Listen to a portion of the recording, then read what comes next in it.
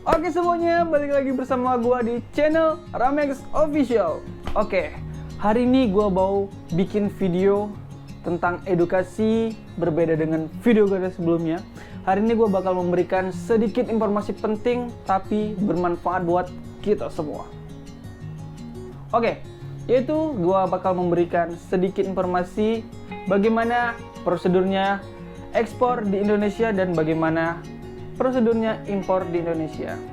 Dan sedikit pertanyaan saya, banyak dari kalian pasti yang mendengar Indonesia mengekspor barang handmade ke negara tetangga seperti China, Taiwan, dan Hong Kong.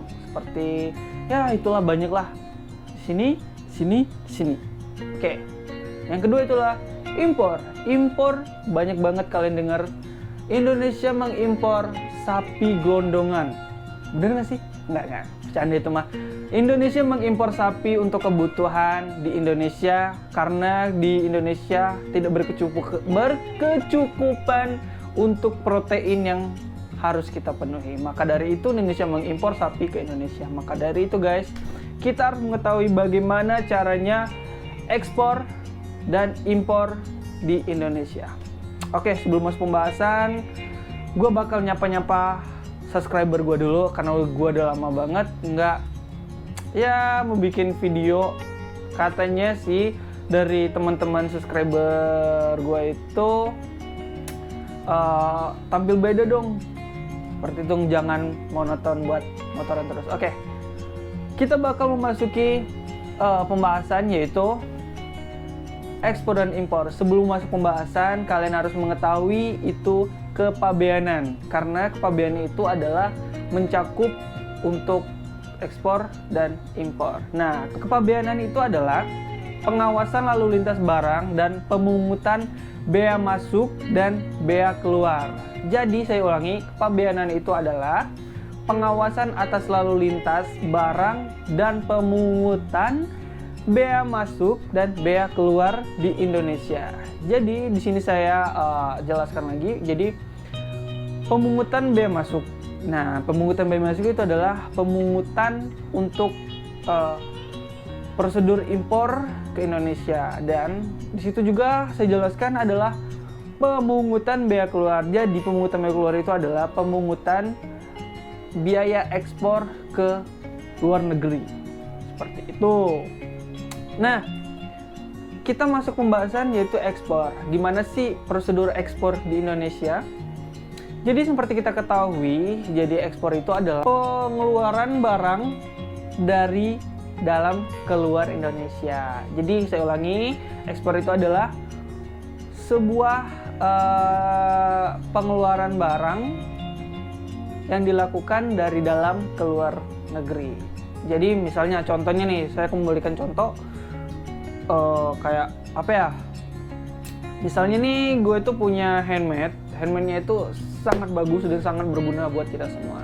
Nah, kita mencoba untuk memperjualkan handmade gue itu ke negara tetangga seperti China, Hong Kong, dan Taiwan kayak gitu kan. Jadi saya mematuhi semua persyaratan dan segala macam, dan itu sudah disetujuin, dan kita mengeluarkan barang kita itu untuk dijual ke negara tetangga. Jadi prosedur pengeluaran barang dari dalam ke luar itu dinamakan ekspor. Nah, sedangkan impor yaitu pemasukan barang dari luar ke dalam Indonesia, itu yang dinamakan impor. Contohnya nih, misalnya nih kayak kalian pengen beli sepatu Nike. Jadi sepatu Nike di Indonesia itu belum tersedia, belum banyak lah, masih limited gitu kan. Jadi kalian ingin gaya-gaya di depan teman gitu, nah kalian langsung impor dari luar. Misalnya ini kayak dari Jepang itu kan. Jadi kalian mengimpor barangnya itu dari Jepang ke Indonesia, itu dinamakan impor. Jadi saya ulangi, impor barang itu adalah pemasukan barang dari luar ke dalam. Jadi kalian harus tahu itu guys. Nah, jadi setelah saya memberitahu kalian bagaimana ekspor dan impor itu, saatnya kalian mengetahui yaitu daerah pabean. Karena daerah Fabian ini adalah daerah yang harus kalian ketahui itu negara yang punya seperti zona ekonomi eksklusif dan landas kontinen. Nah, itu adalah daerah Fabian. Setiap orang yang memasuki daerah Fabian itu wajib dipungut bea masuk dan wajib dipungut bea keluar juga. Nah, kayak gitu. Jadi batasan. Tapi kalian bertanya, di mana sih daerah zona ekonomi eksklusif dan di mana daerah landas kontinen? Nah, jadi zona ekonomi eksklusif itu adalah 200 mile dari 350 benua di Indonesia. Jadi, misalnya ini benua nih. Nah, 200 mil dari benua itu adalah landas kontinen dan zona ekonomi eksklusif Indonesia. Jadi, jaraknya itu dari benua ke 200 mil itu adalah punya negara Republik Indonesia. Kayak gitu. Dan satu lagi informasi penting buat kalian yaitu kawasan Fabian. Nah, kawasan Fabian ini sangat penting karena kalau tidak ada pengawasan untuk lalu lintas di Indonesia ini, ya ibaratnya itu rumah nggak ada satpam, terus ada maling, ya udah dia tinggal comot-comot aja apa yang ada di dalam rumah itu. Seperti itu. Nah, jadi kalau pengawasan Fabian ini adalah ini yang wajib harus punya di Indonesia karena ini adalah pengawasan dalam ya lalu lintas ekspor impor di Indonesia. Nah, di mana aja sih pengawasan Fabian ini? Sepertinya kayak di pelabuhan dan bandara udara dan di titik-titik zona tertentu yang ditentukan oleh DJBJ, yaitu Direktorat Jenderal Bea Cukai. Kayak gitu guys.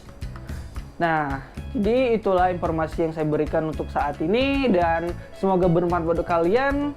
Semoga kedepannya gue bakal memberikan sedikit informasi lagi yang penting buat kalian ketahui. Oke? Dan jika kalian suka sama video gue kali ini, jangan lupa buat like, subscribe, dan share ke teman-teman kalian. Oke, nantikan di video selanjutnya. Bye!